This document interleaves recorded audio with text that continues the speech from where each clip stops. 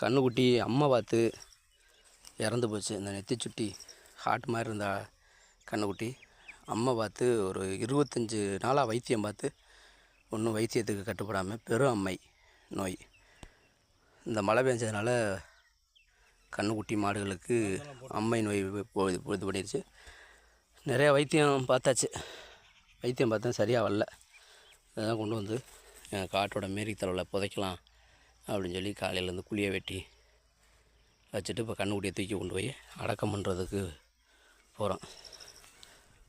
தீபாவளி டைமில் பிறந்த கன்றுக்குட்டி, இந்த கன்றுக்குட்டி இறந்து போச்சு. அம்மை நோய், பெரும் அம்மை. எல்லோரும் பார்த்து மாட்டை கட்டுத்தரையை சுத்தமாக வைங்க, ப்ளீச்சிங் பவுடர் போட்டு விடுங்க. ஒரே இடத்துல கட்டாதீங்க கன்றுக்குட்டியில், மாட்டுகளை வேறு இடத்துல கட்டுங்க. ஈரடியில் கட்டாதீங்க. சாணியை காலையில் வெள்ளனை எழுந்திரிச்சோன்னா அள்ளிருங்க. அதில் கொசுனால தான் முக்கியமாக அந்த வியாதி பரவுறது. எல்லோரும்